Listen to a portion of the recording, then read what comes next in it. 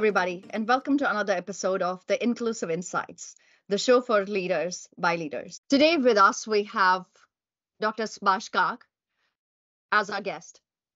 Dr. Subhash Kak's introduction is so vast that I'll spend a whole episode just talking about his introduction. But in short, he's a scientist, he is a Padma Shri recipient, and an amazing mentor and a guide. So, without further ado, I'm going to switch it to Professor Kak. Welcome to the show. Thank you, Neetu. Yeah, thank you, Neetu. Glad to be on this and looking forward to this conversation. Awesome. Honestly, just to start off, this is one of the hardest episodes I'll be doing because there is just so much to talk about. And I won't know where to start, where to end, what's in between. So we're going to talk about the latest theory that you have published, that is the theory of EDimensionality. So should we start with that and then see where it goes from there? Absolutely. E-dimensionality refers to this idea that information is coded most efficiently in E dimensions, and E is of course less than 3. It's 2.718 and so on. Now, why is this important? Well, nature is optimal. If information is coded optimally in E dimensions, then perhaps space itself ought to be E-dimensional and not 3-dimensional. And the argument is that 3-dimensionality is a convention that we have built up for the past few centuries. Before that, people were not looking at what the nature of space was. So now we look at space as a 3D container. But as I said, that's only a convention, and really it ought to be E-dimensional. And if it is, then there ought to be implications which are scientific, which mean quite a lot in different areas, because information is not only coded in physical space, but also in biological space and also in decision-making space. So for business people or decision makers, clearly this ought to be important as well. Now, when this idea came to me, and this idea, the origins go back to logic, mathematical logic, which is where there is this theorem of the optimality of E dimensions.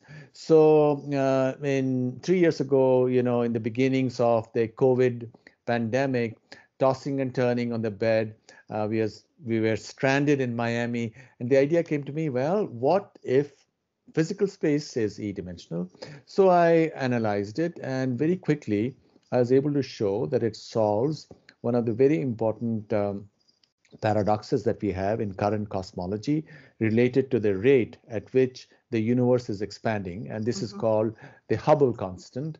And depending upon whether you're looking at the ancient universe, where you have the remnants of the microwave background radiation, or if you look at the stars, and these are called candles, stars which are traveling away from each other, you get two different values. And in spite of the best efforts of scientists, they have not been able to reconcile them. But the moment you claim or you accept that the earliest the microwave background radiation values should correspond to the reality of E-dimensionality, because there you're not forcing a certain frame, certain reference frame, and the other one should be the 3-dimensional values. The values just check out, and it resolves that paradox. And in fact, if E-dimensionality for 3 dimensions is 2.718, for one axis it should be that number divided by 3, which is about 0.9, and that is precisely the discrepancy between these two. So this is one side to it. Then I sort of pushed this idea further. I said, well, maybe if we look at the Big Bang and the creation of the physical universe from the perspective of the creation of the dimensions, that from 0 dimensions it slowly became 1 and 2 and 3. If you use that argument, then we find that spiral galaxies, for example, should arise in the beginning itself, because as you go from 1 to 2, these flat structures will come up, and that's totally counter to what we have in the standard Big Bang cosmology, where spiral galaxies arise, say, 7 or 8 billion years after the Big Bang, Mm-hmm. while latest findings are that they are really very early. So this is really very dramatic. And not only that, um, something very troubling happened about uh, 25 years ago. Cosmologists and astronomers discovered not only is the universe expanding, but about 4 billion years ago, the expansion started to accelerate, and they can't explain why. And finally, they had to postulate the existence of something they call dark energy. And this dark energy, for which there is no evidence whatsoever, is supposed to be about 68% of the universe. And then there's also dark matter, the anomalous movement of stars in galaxies, to which is assigned about 28%. Again, no evidence for that.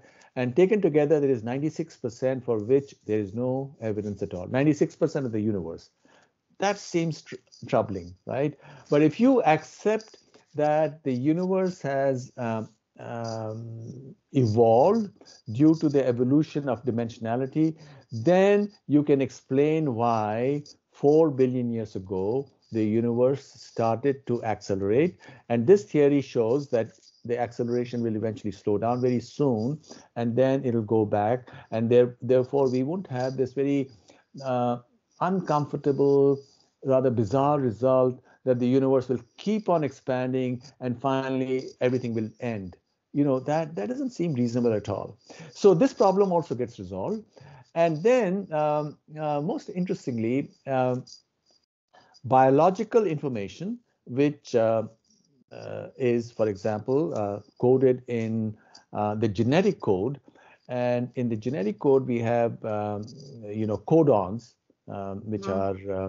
are, triples, and they code into different amino acids.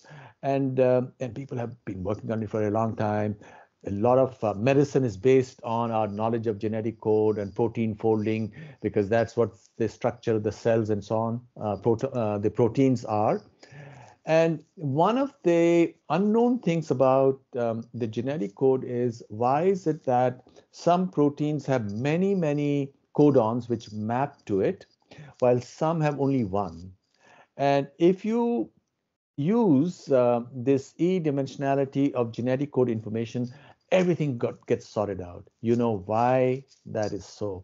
And therefore, it's quite likely that this could have very significant applications in biophysics and bioengineering, in drug discovery, drug design. We don't know. And one of the other things is that the genetic information is coded or compressed within the nucleus of the cell, and they've measured its fractal dimensionality. And it is, a few years ago, they discovered that it is 2.7, which is, of course, our E, but they didn't quite know the basis to it. And that is another thing which sort of joins together, and that gives us a sense that we are on the right track. Now, most importantly, since you are a businesswoman, somebody who does decision making, it ought to have applications to decision making. Now, a lot of decision making in the business world or in medicine ultimately is a system where you have an object, well, an individual, Mm-hmm. and you use the logic ill or not ill. So that's a binary decision making system, right? Yeah. And all of that is based on it. But the question could be asked: is it optimal? And if you are looking at integers, then ternary logic is superior to binary logic quite considerably. Ternary Mm-hmm. meaning where you're not looking at only ill or not ill, but maybe there is a third category. And that third category is perhaps somewhere in between, or perhaps this person's immune system is kicking in, or just leave that person alone, right? And there is one medical system which is ternary, which is the Ayurvedic system, where you have three doshas. So maybe there is something out there. Or maybe what it tells us is that the allopathic system, which is used in the West, and allopathy means treating symptoms, Hmm. that ought to be enlarged in some way. And perhaps that would explain why, in contrast to most of the world, which does not use allopathy, the fatality rate due to COVID in the developed world was about 10 times higher. In the US, it was 1.6 million people died at a rate of maybe 4,000 per million, while in India it's only 400 per million. And in China it was even lower. So these are questions which are very important because in many ways there is a crisis of Western medicine. 80-90% of all the clinical results cannot be replicated, and this has been called the irreproducibility crisis of modern medicine. So perhaps something needs to be done, and there could be business opportunities there. People brainstorm and ask, what is it that needs to be done, which opens up new opportunities of looking at what illness is. So I personally think this whole e-dimensionality rabbit hole has incredible possibilities. Yeah, that's what I'm thinking. I mean, you can apply it anywhere. And, there could be so much you can do from a futuristic or strategic standpoint. You can go and research all dimensions and see how they apply to this eight-dimensional theory. But my area of interest is human behavior. So what I want to talk about is what is the correlation or how does it impact, our understanding of human behavior? Or is there a correlation, first of all? If there is, so how is our behavior impacted by this eight-dimensional or influenced by eight-dimensional theory? Well, I think e-dimensional theory opens up a window which brings our experience closer to what reality is. And to explain this further, let's step back and look at this whole question of this debate on whether computers will become conscious, right? Mm-hmm. AI, because if they become conscious, the whole world changes. They don't need us for almost everything, perhaps for some creative jobs, right? But now, recently, I published a paper showing that they will not ever become conscious, and there's a mathematical theorem which is Yeah. a part of that result. And part of why they will never become conscious, and that brings us to the question that you asked, is that our awareness or our experience, which we bring upon our behavior and our interactions with everybody else, is not just yes or no. There's a lot of ambiguity. There's a lot of opposites that we um, hang together to, or which we keep in the back of our mind. Mm-hmm. It's also in human relationships, even relationships between individuals, even, let's say, romance or love. It's not just absolutely one emotion. There's also the opposite of that lurking somewhere, which is Yeah. why people often tire of others. Why? Because it's a dynamic system. And I think e-dimensionality gives us the possibility of bringing in the richness of more than two, which is closer to how awareness works, consciousness works. And if we could also incorporate that into machines in some way, then such AI machines would be superior to the kind of AI machines that are being built. For a long time there was a big buzz over Chat GPT until after you have played with it for some time, then you sort of tire of Yeah. it because you discover that really there isn't much to it, right? So then the question is, can we, and in fact I have never even talked about it before, this came to me on the spur of the moment, can we hope or first of all, before you can hope, you have to have the desire to go in that direction.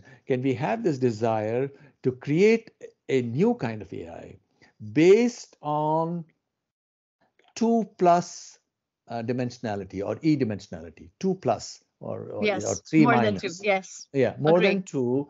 And how might it be done? And how might it be monetized? Because based on the application area, is there, for example, when patients come into a healthcare facility, do we interact with them in such a fashion so that we would know how best to send them to the right doctor or for the correct way of dealing with their situation? And none of that is being done. So I think this Agree. could be a game changer in so many different ways. I love it. I mean, it opens up so many doors and windows because I'm thinking uh, a new type of AI. This is what you said. Can we start thinking about developing a new type of AI that's not based on two dimensions, that's based on E dimensions? And then how different can that be? Now, it's taking me back to the paper you wrote about, AI and consciousness. Maybe that's gonna actually change what you're saying in that paper.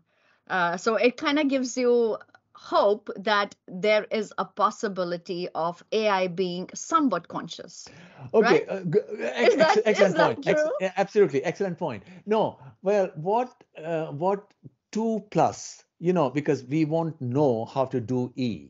Okay, Mm-hmm. our current AI machines are based on two-way logic or binary logic, and we want to enhance it. And we will be able to enhance it only in a piecemeal fashion, and therefore come up with products which are superior to those based on binary logic. But it'll always be 2 plus something fixed, Fixed, while right? this E-dimensionality is something floating. It's something Yeah, beyond our control. So I don't think we'll be quite able to replicate consciousness. But it's a very intriguing point, a very yeah. interesting point that you made, What? that yeah, that it does seem to give us an opportunity to do something which will help us do better than if we didn't use it. Yes, that's what I'm thinking. That maybe 30, 40 years ago, we wouldn't think about using, generative AI, and then just sitting around and watching it just spit out all this information. What I'm saying is it opens up avenues for us to think differently and say, hey, can we get beyond two dimensions and have machines that can operate in a two plus manner? And I feel like that is amazing because that is something I would like to explore personally. Well, what can we do? What can we do with all this information that you're putting on the table for the scientific community? But I feel like there is such a big element of philosophy in it, right? So I love this intersection of science and philosophy, and I always feel that it's like two sides of the same coin that somehow, support each other. They make a whole, but they don't just come together. You see what I'm saying? So I feel like philosophy is like more intangible, and science is very tangible. Without a proof, you can't accept anything in a scientific kind of world. So how how are you, or how do you see the world? Is there an option of us in future marrying these philosophical concepts um, to enrich our scientific understanding? Because I know people who just go just by what science says, and I feel there's a big opportunity for those people who just ignore philosophy completely or these concepts completely and say, okay, no, if it's not a scientific concept, I don't want to talk about it. So what do you think is going to happen with all of these things, evolving? Is there a possibility of these two, concepts coming together? Oh, absolutely.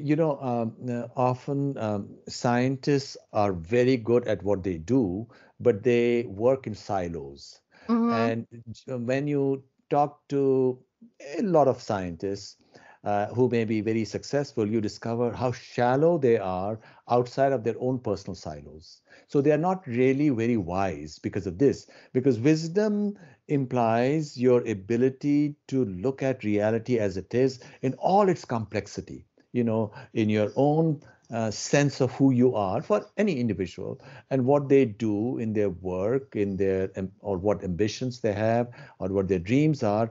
And that's where consciousness comes in, because what you're talking of philosophy is really talking of how we conceive of reality in our consciousness. That's what Mm-hmm. philosophy is. Mm-hmm. And all of reality in our lives, personal as well as professional lives, exists in our consciousness. So consciousness is fundamental to reality.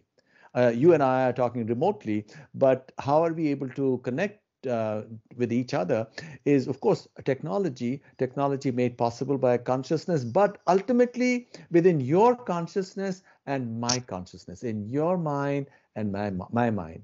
And therefore, I think, given that science has done exceedingly well in the last couple of centuries, but it's also facing huge crises. As I said, there's a crisis of cosmology. You can't explain Mm-hmm. 96% of reality if you look at models in the silos, right?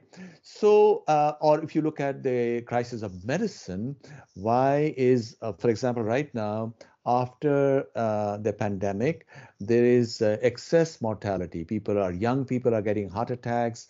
There's a lot of cancer amongst young people, and the medical profession doesn't want to touch it, because everything has become politicized. They don't want to touch it because does it mean that there is something about vaccines or this or that? So without going into any of that, this, if one were to keep philosophy in mind, which means really have a broader picture of what's going on in the world, Mm-hmm. not only will it help us understand what we do and why we do, it will also help us provide guidance to everybody else. And that's what we need to do, as thinkers or decision makers or people with businesses, or we need to provide help to most people, because most people in their lives get remain connected to a certain narrative, a storyline.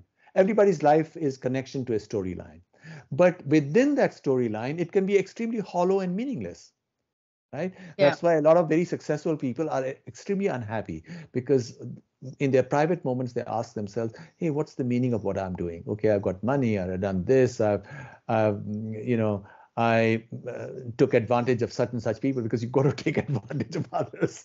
But what's the meaning of it all? And I think the time has come, it appears to me, where this opening, so to speak, related to the nature of ourself, which this e-dimensionality theory provides us, I think has within it potential in so many different directions, including how to do certain things in a way so that you could actually monetize it for yourself and for your community and for the world. That's awesome.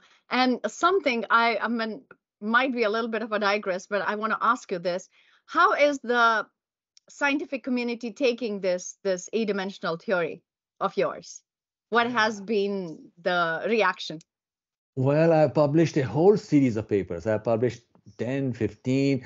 And each one of them has gone through in different journals Yeah, without any problems, yeah, which yeah. is, I'm quite astounded myself, because scientists are very conservative, and this is a totally out of the box idea. Nobody has ever thought of it. Mm-hmm. Newton thought that space was three-dimensional.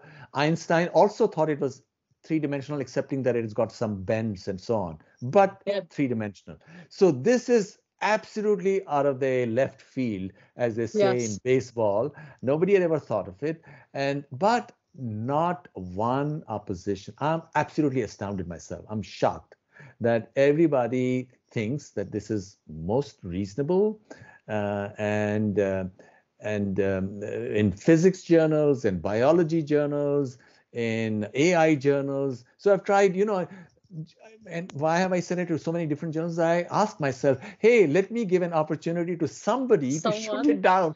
But they say no. They say, thank you very much. This is good. We like it. This is awesome.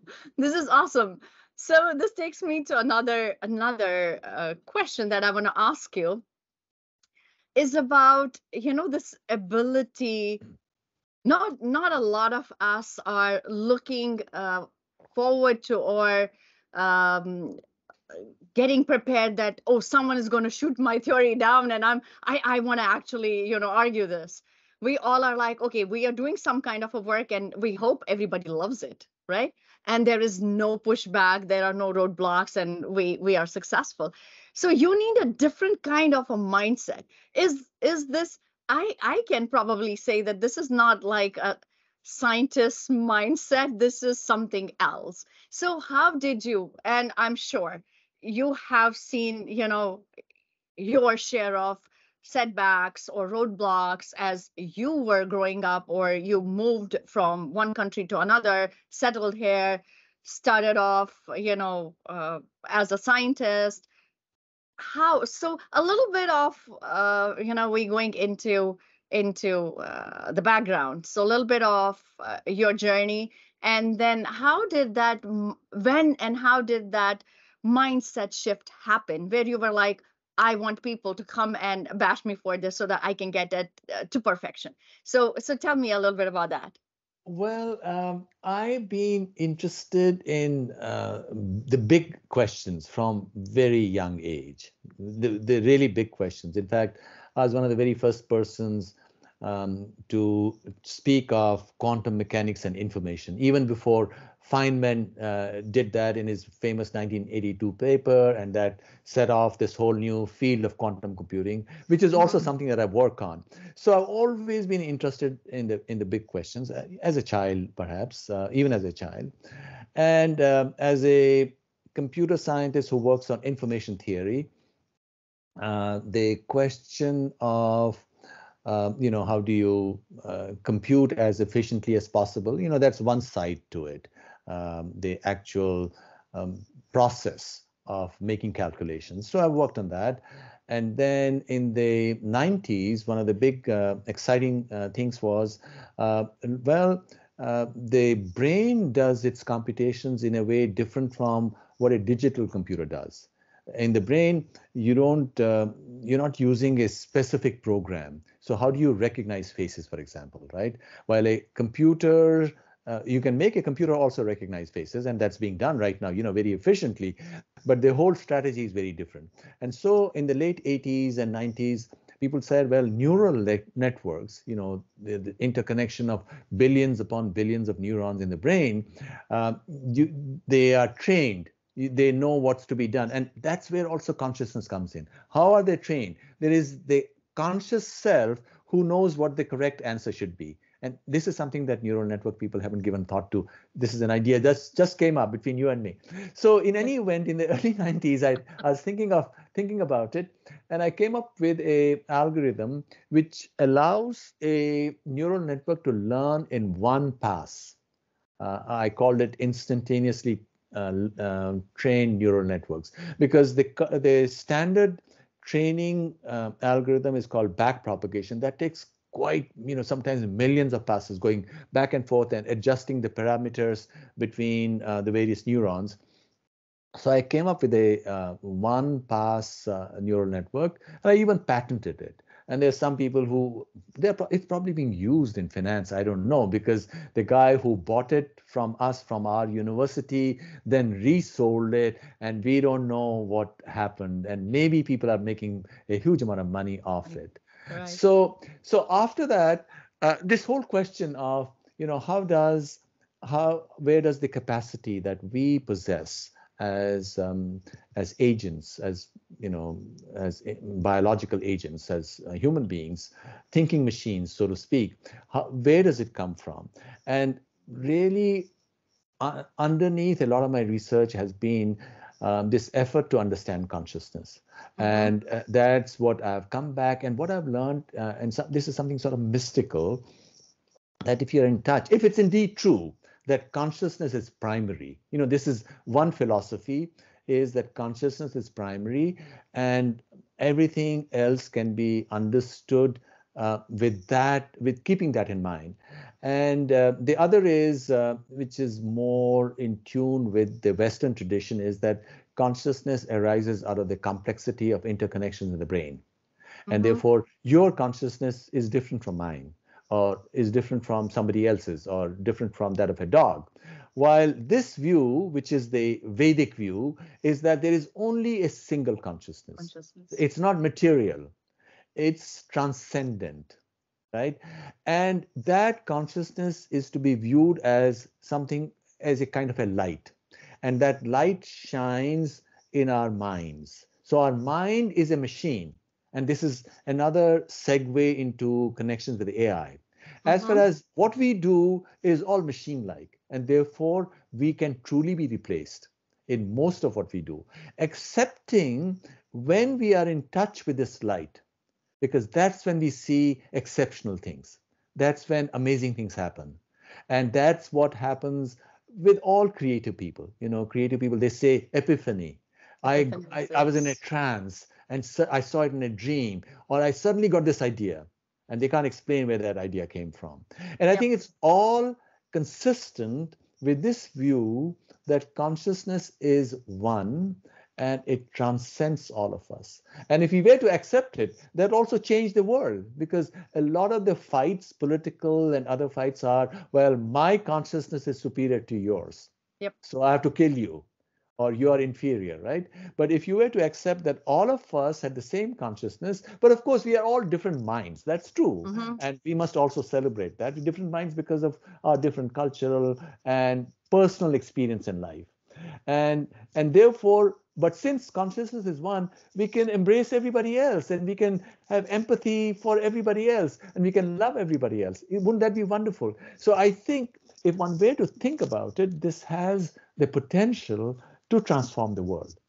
And I think that's a nice thing. That's a good That thing. is definitely, definitely is. So the concept of consciousness, the mind, intelligence, I think they are so, one, complex, two, confusing, and you always kind of think about what is the correlation, how are they connected, how are they related, right? When I talk about intelligence, we have had this debate going on in Forever at Home. Well, so the question is, will intelligent people always produce intelligent offspring? Will intelligent kids have intelligent parents, or will intelligent parents always have intelligent kids? And then the concept of nature versus nurture, and how much percent does it impact the intelligence of offspring? That is a conversation that happens every day at home in our world. So the point I'm trying to make is that it's really, really difficult to kind of, one, understand this whole consciousness piece, and then the mind versus the brain. A lot of people confuse your mind with your brain, right? With intellect. So as you said, in Vedic system, these are distinct entities, right? They don't overlap. They have their function. They have their own identity. But in Western world, it's kind of, we say muddied up. It's, we change them. We kind of use them interchangeably. So that is one topic that needs its own episode, and we will have that this year. I mean, 2024.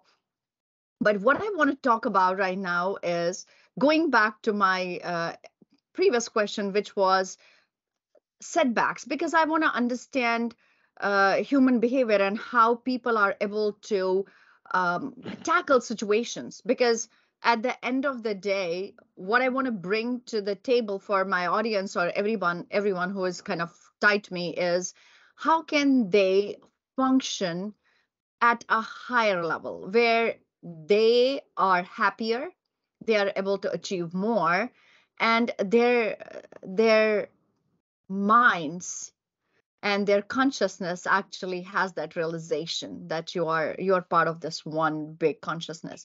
So what I want you to talk about a little bit is your your journey early on and all the setbacks, and how did you overcome all of that? Was it that you were born with that ability? I want to know who is Subhash Kak outside of being a quantum, physicist or a scientist or a Padma Shri recipient. Who is he as a human being? Well, I think every young person, when you're growing up, you first of all, as a child, you're focused on the outside world, right? You're trying to find out who am I, relationships with parents, siblings, Mm-hmm. and this and that. But then after some time, the whole question of time comes in. Well, you're born, but where does it go? And there you have to confront the idea of death, right? Now, there's a famous dialogue in one of the Vedic books, Upanishads. Upanishads are these dialogues that we have, where the teacher is Yama, and Yama is the Sanskrit word for death. So Mm-hmm. I personally think that in order to get this power which everybody has within them, the power of consciousness, because if we do accept that there is a single consciousness, like which is like a light, what Mm-hmm. needs to be done for each individual is to find that separation from their ego-based personhood. What's your ego-based personhood or mine? It's related to my personal history, my autobiography. Hey, this is what I did, or this is what I published, this is the money I made, or these are my relationships, etc., etc. But those are a consequence of the journey that we have been on in our lives, right? But that's not our true self. Our true self is the self who is detached from us and who can also be our guide. And sometimes you use the term witness. There's a Mm-hmm. witness within us. There are two selves within us, the witness who is totally detached, but who's to be trusted. Let me give you an example. You go to a charismatic person, a salesperson, and the salesperson makes a pitch, and it's very, very persuasive, right? Mm-hmm. But then there is a doubt in your mind, and then the witness tells you that, look, have you thought of all of this? And then it sort of makes you get out of that spell which this salesperson put on you, right? So one could also say that to develop yourself so that you are more one with the witness within you, Mm-hmm. which is not to say that you have to be detached in life. You While with that kind of a personality, then you are also able to engage in relationships in a more constructive way with everybody, as I mentioned, with empathy and so on. So you can even be more as productive as anybody else, but also be detached in a kind of a counterintuitive, paradoxical way. So I think my journey, since you wanted me to talk about myself, has been to discover that relationship with the witness within me, and that what happens, of course, in the Indian way, what you say is uh, there are three aspects to our experience. One is you can close your eyes and imagine the whole cosmos, the whole reality. And in the Indian way or the Vedic way, we call it Vishnu. Mm-hmm. Vishnu is the pervasive existence which connects up everything, right? And then where do we perceive of it? In our consciousness. And consciousness as a principle we call Shiva. So there is this consciousness principle, because there could be no existence, or the question of what existence is would be meaningless if there was no consciousness, right? Mm-hmm. Right? Uh, Yes. and the third is the goddess, the transformation that we all undergo.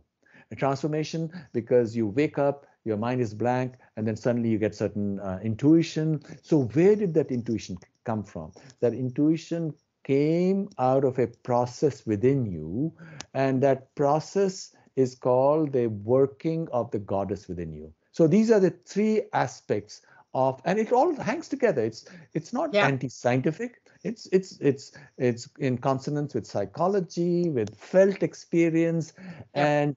and so what happens is that once you are in touch with yourself, and you're not fighting yourself, you're not riding the high horse of I did it, ego-centered world, then suddenly something mysterious happens.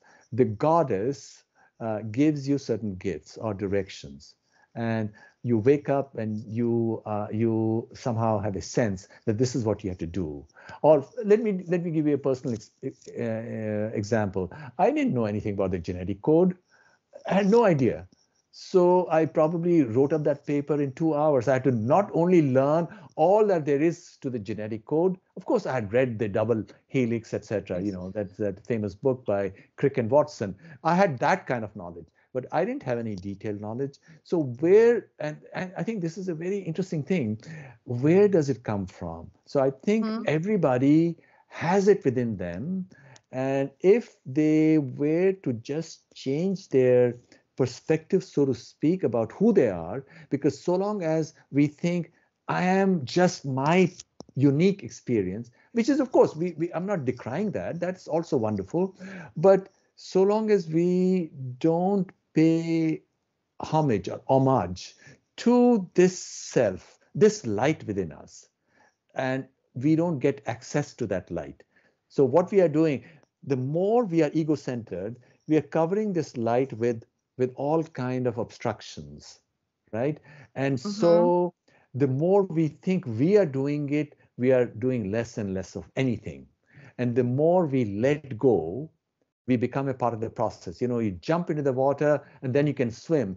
So if you are only thinking about whether can I swim or can I not swim, then you will not be able to swim, because logically, why don't you sink? Why won't one sink, right? So I think that's where it comes. And maybe my personal journey has been a part of that process, and maybe it became that also because as a child, as somebody who read a huge amount of literature, anything that you can imagine, European, American, Sanskrit, all kind of literature, here in a village in Kashmir, in Anantnag, getting all the books from the library. I wanted to be a poet. Really, that's what my ambition was. But my mother was a very practical person. My father would have said, okay, do whatever you want. My mother was a practical person. She says, no way, I'm going to pack you off to this engineering college. You do your engineering. You got to be reasonable. As a poet, how are you going to make money? Make a But, living, yeah. but that poetic approach to reality, perhaps, if I may say so, has been at the back of my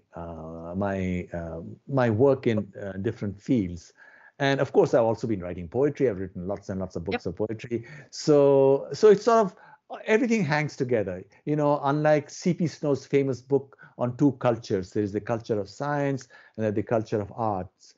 I think that's all nonsense. There is just one culture of felt experience, of intuition, and that intuition is the same for any creative person, whatever Mm-hmm. field it might be, and doesn't even have to be a scientific field. Could also be as a business person, right? You have to have intuition. You have to have a vision of where the world is going. Yeah, that's wow. I remember us having this conversation, and I asked you this question before also. You write about so many topics. It feels like you know everything. You know everything. And how do you do this? And you told me, I don't know.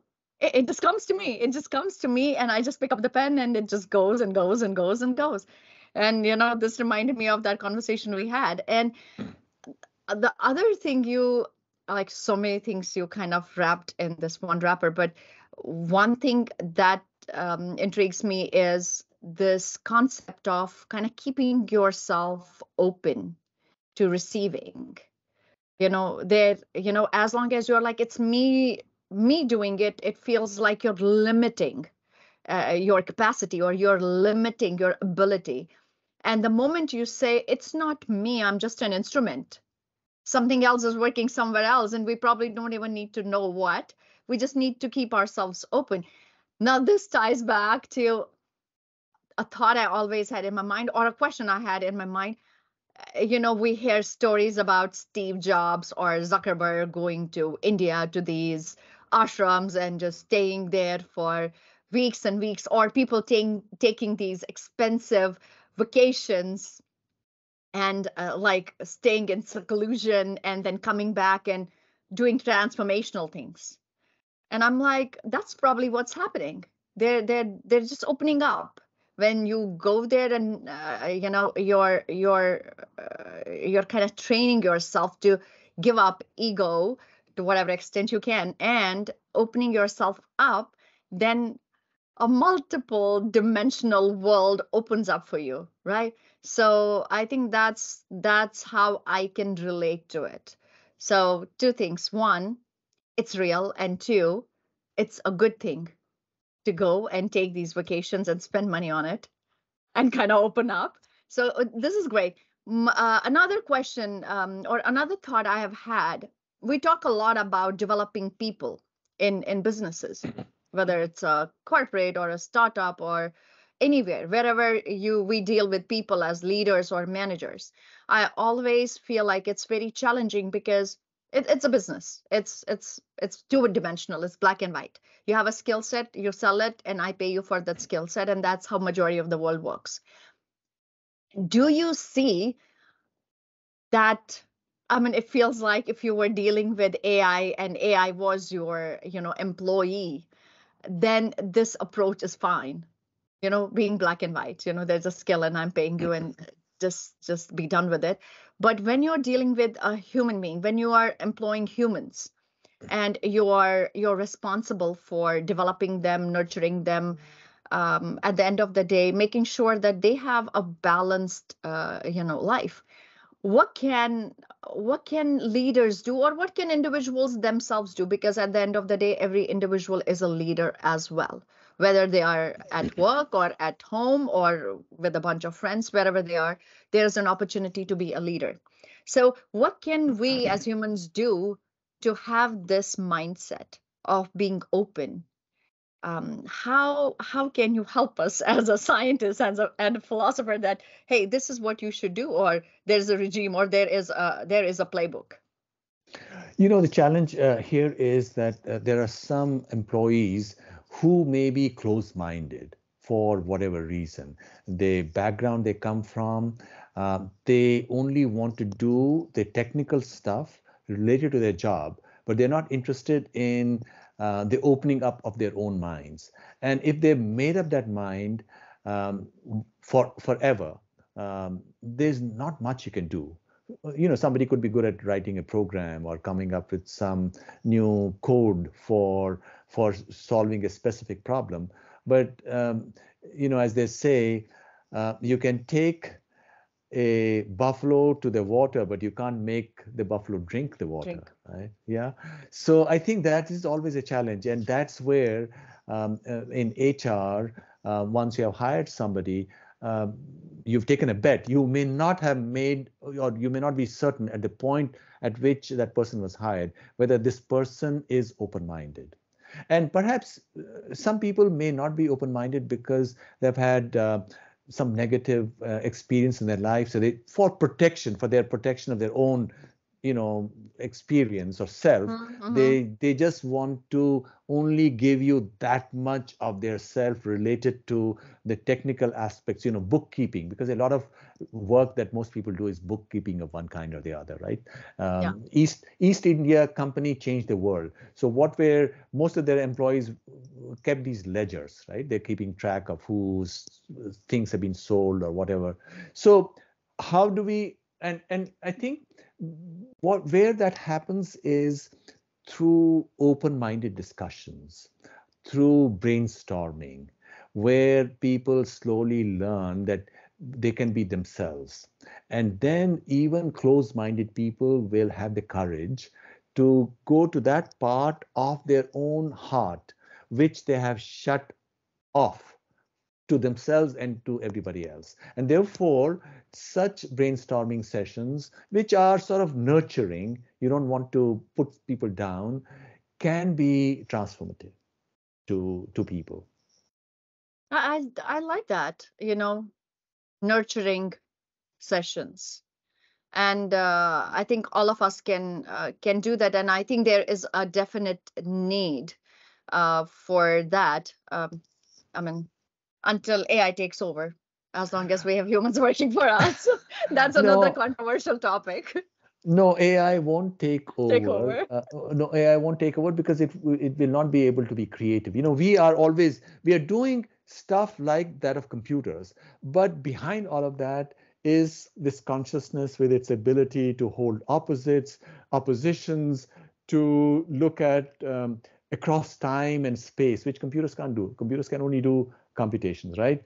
Yes. But certainly we can make the world a much more interesting place if we did this, and this will also give us the opportunity to deal with the looming crises the world is going to face, because jobs will go away. Just Hmm. yesterday I was shocked that the Canadian Parliament is considering a new bill so that everybody, irrespective of how much of money they make, will get $2,000 a month. UBI, Universal Basic Income. Now, my understanding is if you have a UBI kind of a system, because human beings are also fundamentally lazy, Lazy. we are Correct. all, every one of us is, unless, Yes. working requires effort, right? So if they do this, and if this is going to become the model for European countries, I think it's a pathway to disaster. But right now, the world, people who are in these silos, they're very, very confused. And since they are confused, they're thinking of, well, in quantum mechanics, you have a famous paradox. You may have heard of it, the Schrodinger's cat paradox. You have a Hmm. cat in a chamber, and there is some poison. You don't know when that poison goes off. So is the cat alive or dead? And so the Schrodinger's cat paradox is the cat, for some time until you actually open the chamber, is to be viewed as being simultaneously dead and alive. So right now, what's happening in America in this age of confusion is that the cat is simultaneously male and female. There's this Hmm. huge confusion about gender and identity and sex and this and that. And the reason why all this has happened is because erroneously, wrongly, the Western siloed mind is thinking of reality only as physical. Because if reality was only physical, then all of these conflicts and confusions are sort of understandable, because you have nothing as a referent. Yes. You have to examine things in relation to something Some. which tells you that this is true or not. And Hmm. that referent is consciousness. Hmm. And the West has divorced itself from its own tradition of spirituality, uh, which is another way of speaking of consciousness, and which is why I think the West is marching into a most dangerous space, a most dangerous space. And while this is happening, the populations of countries are also going to collapse, as it's happening already in Japan and Korea. It's going to happen in the US as well, if you don't look at all the millions who are streaming in. So what is the West doing? On even days, Tuesdays and Thursdays and Saturdays, New York Times says we must worry about climate. So please don't have children. Even if you marry, just be partners, don't have children. On odd days, it says our economy needs more people. So please let people come in from the southern border. There is this huge conflict. People don't quite understand. I think huge crisis that the world is facing right now. Wow. Wow. There is just so much in. in that one statement you made, but I'm going back to what you said, that Canada just said $2,000 per head, whether they're working or not, and that took us to the point where we were like, we are inherently lazy. If we didn't have any, incentive, we wouldn't probably move, because there's no need. Why should I? So now, kind of connecting it back to all the facilities, all the advancement we see right now in our times, versus what was there, say, in 19th century, or even early 20th century.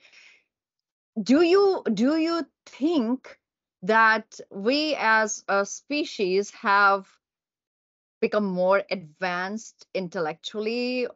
We have become smarter while we are growing lazier because machines are doing all the work, or is there a whole different, for the lack of better term, development happening in us? How is, and I want you to tie it back to AI, doing our jobs. What kind of jobs should AI do so that we as species don't deteriorate? We actually become more advanced. Okay, my answer is that the human mind has not changed. How do I know it? If you read ancient classics, whether Indian or Greek or Roman, you read Cicero, for example. I was doing it just the other day, his essay on friendship, for example. You discover that he's speaking directly to us because his intuition is no different from ours. Or you read the great novelists of the 19th century, or the great Russian novelists, Dostoevsky or Tolstoy or whosoever else, right? Or English or American novelists or German, Gunter Grass. You discover they are exactly on the same page as each one of us. So the human mind has not changed. Then why is it that things appear so different? Things appear so different, just as if an ant were crawling on a flat surface, it'll go straight.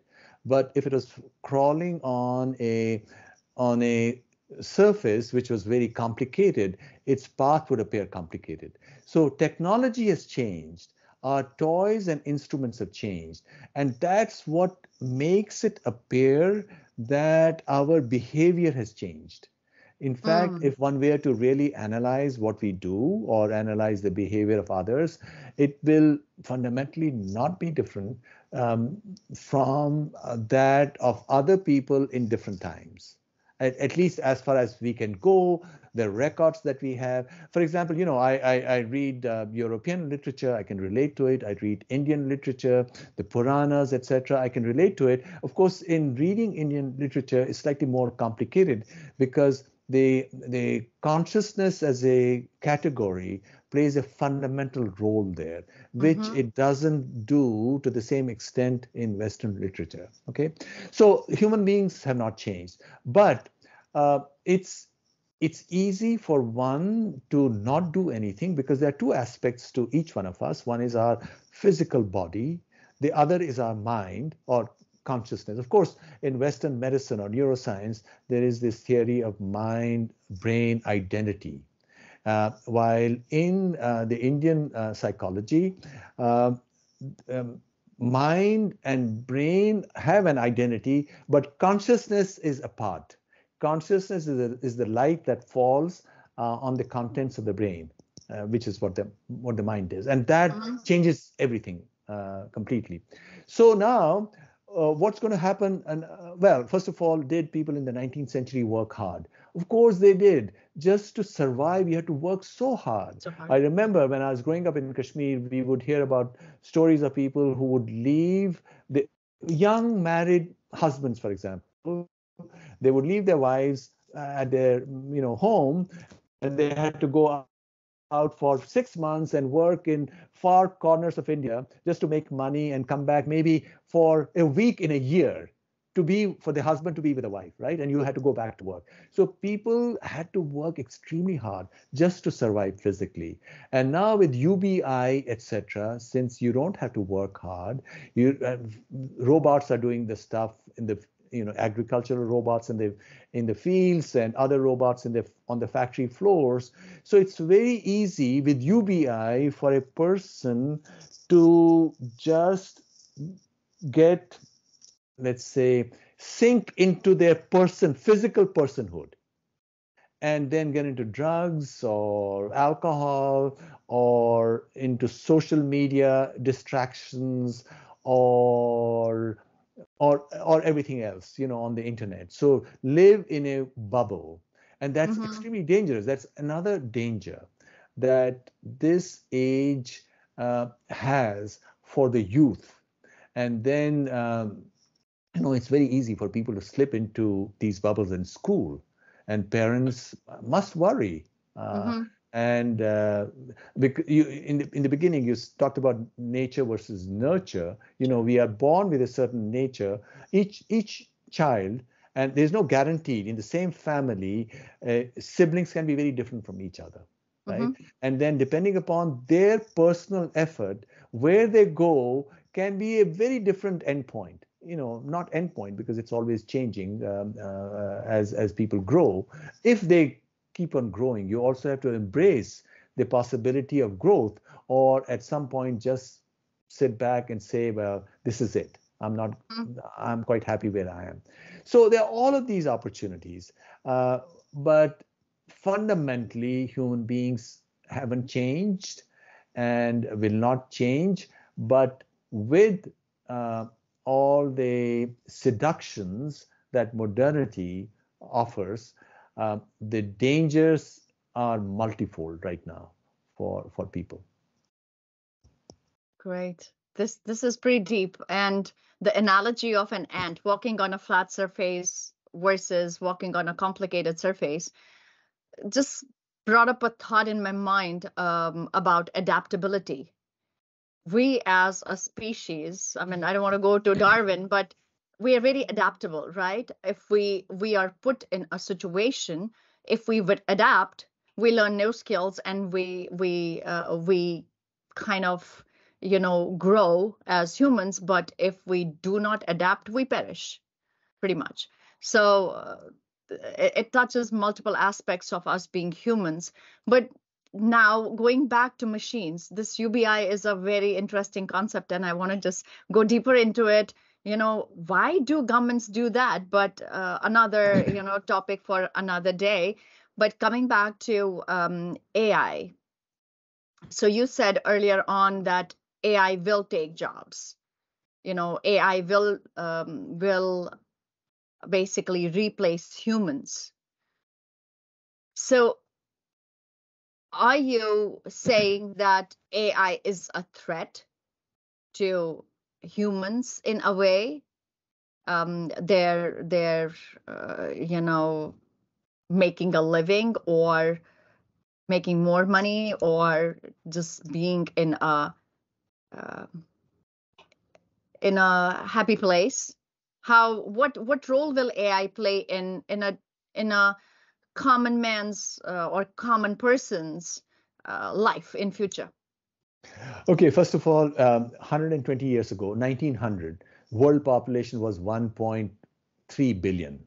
Now it's about 8 billion. 8 billion. It will go back.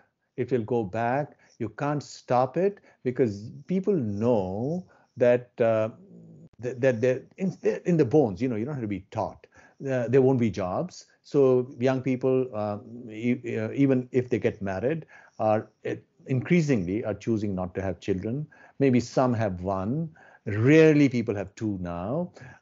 Many of them are choosing not to have any children at all. So populations will shrink. And of course, on odd days, newspapers will say, please bring in people from outside. We need migrants because we need people for our economy. But even in those countries, populations are collapsing in almost every country, excepting right now Africa and the Middle East. But even there, populations, fertility rate is going down. So this will be an entirely different kind of a world, a childless world. When I was growing up in Kashmir, we used to travel by bus, and there'll be children screaming. And I personally love children, talking and this and that. Now you are flying, and there are almost no children in flights, right? Because there are no children anyway. And maybe, of course, what's happening, it's creating opportunities, of course, for people from other countries to come in here and make lives for themselves, which is wonderful. Every human being is precious, but it's changing the overall world situation, and adaptability, while we are adaptable, but if we are not fundamentally changing, even with all technology, what we do is not very different from what our forefathers did. Of course, their decision making didn't have to be that quick. If you're on a bullock cart, also, for example, you were trying to avoid a ditch, you could be sort of lazy about avoiding it. And right now, if you're flying, you're a pilot of a plane, or you're driving a car, you have to do things much more quickly. But there again, we'll have AI assistants. A lot of this, human beings would be replaced by self-driven cars, and it's been estimated that 60% of all the jobs in the USA, the most advanced country in the world, are related to transportation. If tomorrow these 60% of the jobs are taken away, and what else do we do? Professors like me, tens of thousands of professors in this country, you don't need us. Why? You could have a few smart professors lecturing in these wonderful studios, and people from all over the world could listen to these lectures at the same time, right? Or at the time of their choosing in an asynchronous way. So jobs cannot be stopped. Technology cannot be stopped. It will. Now, is it a threat? Well, it's not a threat. Humanity will adapt, and so populations will shrink. And as populations shrink, all this clamor about climate change, etc., and humanity, destroying the climate will become irrelevant, because as populations shrink, we are not impacting the climate that much, for one, right? And there are these larger geocycles related to climate change. Greenland, tens of thousands of years ago, they had agriculture there. It was very warm in Greenland. Now, of course, it's frozen, right? So what's going to happen is people have to be aware of all these changes and prepare the next generation. Of course, it's not as numerous as next generations used to be, but prepare them to deal with these challenges, to make the most of the opportunities. At each challenging moment, there's also a great opportunity. That's one side to it. The other is there is this huge opportunity for all mankind to be connected to the greatest mystery there is, which is the mystery of consciousness. And that will, as the Indian rishis tell us, will take us back to the golden age. The Satya Yuga. Sat is the age, the golden age. And possibly that will happen. But if that happens, it's going to be after a lot of strife, because before people settle down as populations are not going to collapse overnight. It will be a kind of a ragged zigzag path, and certain areas will have more, and they will move into areas where there are fewer people, because people are like water. You cannot stop them. They will find some way, and then there will be clash of cultures, and so people will fight, and all that will happen. But that is history. You cannot. There's somebody 30 or 40 years ago wrote a very hopeful book called The End of History, Francis Fukuyama. But that is a very naive. There's no end of history. History is actually going to become much, much more interesting in the next few decades. So I think we, as participants to this history, can take our insights to the world, and also, not only instruct others, but also provide solutions in technology, new kind of AI. Maybe we need to patent this idea. I don't know. Another thing is, do I publish this episode or not? Yet. No, you can publish it.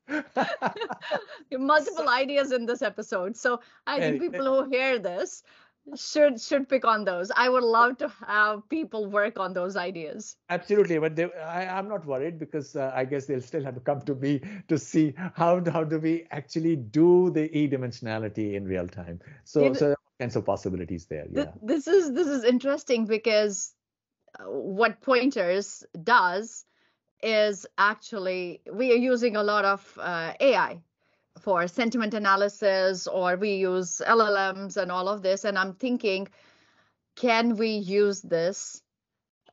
And we experiment and we figure out how to do this uh, to actually figure out how do we develop humans better in a better way. Or the biggest problem any company has is recruiting the right kind of talent is the application. And I can see there is an application there that, hey, you know upfront what you're getting into on both sides.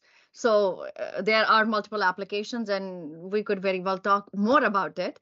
And I'm sure a lot of people will pick on this and start working on it. But wow, this is just so much for me to unpack. But AI is the talk of the town. And when OpenAI released Chat GPT to general public, and there was like, oh my God, are we going to lose jobs? Oh my God, what's going to happen? AI is taking over. There were ethical considerations which still are there. But I remember Narayan Murthy said that no, this is all nonsense, because when computers early on came into being, we thought the same way. Oh, now people will have, there's no need of humans because computers will do majority of the work. But that never came true, because we did jobs that are much more advanced. And basically something like generative AI is gonna give way to human mind to think about more complex problems or opportunities, and see what else can we invent, develop, or explore. So do you agree with that theory that Narayan Murthy says, or do you think no, that's just a thought? Well, there's some truth to that, but I think actually he's wrong. I'll tell you why. When computers first came in, they came as assistants for bookkeeping primarily and calculations, but not for decision making. I think Mm-hmm. the revolution that is taking place right now, generative IT and pattern recognition and all the other stuff, that is related to decision making. And most of what we do is decision making. In fact, if you go back and look at Industrial Revolution, 1820s, what that did was these big machines in agriculture, right? Mm-hmm. Tractors, etc., or the railway engine and so on, which was used for doing big tasks. So what people did was they emptied the countryside and moved to the cities. And in cities, there was a lot of bookkeeping, right? So they started Mm-hmm. working in offices, and Mm-hmm. there were all these people who had to be served. And the component of service of people will always be there. Right Mm-hmm. now in the US, nannies make more money than young professors, right? Nannies who look after children make more Yep. money than assistant professors because there are not that many of them. It's a question of supply and demand as well. Demand, right. But now with new generative AI, more of decision making that we thought we were uniquely equipped to perform will be easily done by this. And the other fundamental shift is that we are able to, with new technology, um, span or overcome physical separation, which is where the whole example of just a few studios in New York City doing all of higher education, all lectures in all the universities of the world. At least theoretically, you also Mm-hmm. need human touch. Theoretically, that is all possible. Or self-driving cars, and that'll immediately decimate the economies across the world, right? Because that's what a Mm-hmm. lot of people do. You want hard, right now, the latest agreement that the UPS drivers entered, the job agreement, the minimum salary of a UPS driver is $170,000 a year, Wow. while for most starting assistant professors in American colleges, it's probably 60,000. Just look at this, right? So all of that, these fundamental changes are taking place. Now, the UPS driver's work is hard, right? He's got to go and this and that, but basically, there's no reason why a computer can't do that. And basically, there's no reason why a, a remote studio cannot also replace a professor. And Yep. besides, professors have lost their minds. With all this confusion right now with wokeism, they lost their mind anyway. So who needs them? Oh my God. That's the other side to it. This is, I have so many comments I want to make, but it's gonna spur so many controversies. I don't want to get shot while walking on the road, so I'm gonna keep my mouth shut and just listen to this. This is insane, and uh, so much to unpack. And I mean, amazing. I look at AI. If I if I had to explain AI, or generative AI particularly, or LLMs that we work with majorly, I look at it as a little child, like a baby, right? And it's up to you. It's again nature versus nurture. It comes with a baseline intelligence, right? And then it's up to you what you feed into it and what kind of information you feed into it. And then the output is going to be, whatever you want. It's going to be, you know, higher caliber. So it's hard for me to not think of AI like a human child. You nurture it, you nurture it, you nurture it, you feed it, you feed it, you help it grow. Kind of do hand holding to a point where it is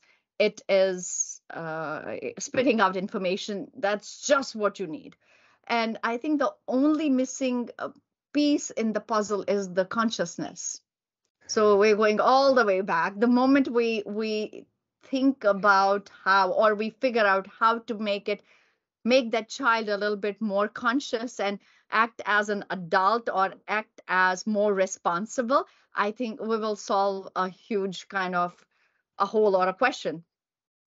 Okay, very, Wow. very interesting. Yeah, very interesting sequence that you pointed out. Okay, child, you handhold, slowly learns, etc., etc. I was talking to a very famous composer the other day, and this composer, she told me that she was a very good student with a guru. This is Indian classical music, very guru, and she did whatever she had to do, and her guru liked what she had learned.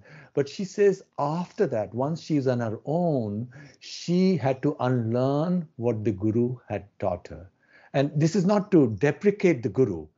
This is to point to what is special about personhood, about the Mm-hmm. child when the child grows up, is to create his or her own synthesis, which is something a machine will never be able to do.